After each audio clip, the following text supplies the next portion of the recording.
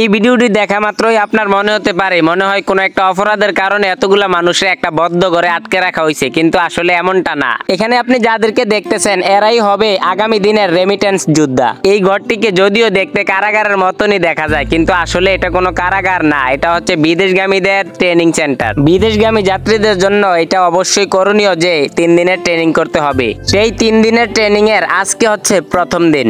আর এই ট্রেনিংটা আমার কাছে কোনো ট্রেনিংই মনে হয় নাই, আমার কাছে মনে হয়েছে এটা যেন 3 দিনের একটা জেল। এই ট্রেনিং এর ক্লাস শুরু হয় সকাল 9টা থেকে আর ছুটি হয় বিকাল 4টায়। মাত্রাতিরিক্ত গরম আর অতিরিক্ত শব্দ দূষণের কারণে মনে হচ্ছে যেন অস্থিরতার এখান থেকেই শুরু। আমরা অনেকেই জানি আমাদের দেশের উন্নয়নের বেশিরভাগ অংশের টাকাটা আসে প্রবাসী থাকা আমাদের প্রবাসী ভাইদের রেমিটেন্সের মাধ্যমে। তারপরেও প্রবাসীদের প্রত্যেকটা কাজেই পড়তে হয় দুর্ভোগে।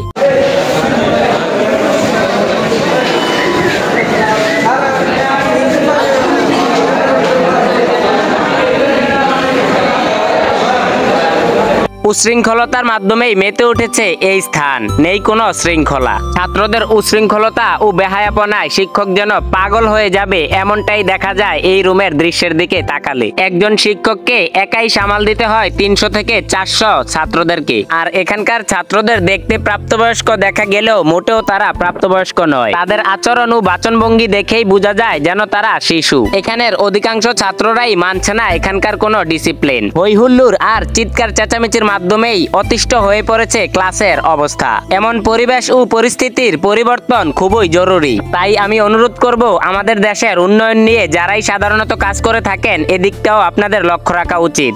এই ছিল আমাদের আজকের ভিডিওতে। এতক্ষণ সাথে থাকার জন্য আপনাদের সবাইকে ধন্যবাদ। আজকের জন্য এখানেই বিদায় নিচ্ছি, দেখা হবে পরবর্তীতে আরো একটা নতুন ভিডিওতে। মোহাম্মদ হযরত আলী, আলী জেটেক্সে ব্লগার ফেসবুক পেজ। আসসালামু আলাইকুম রহমতুল্লাহ।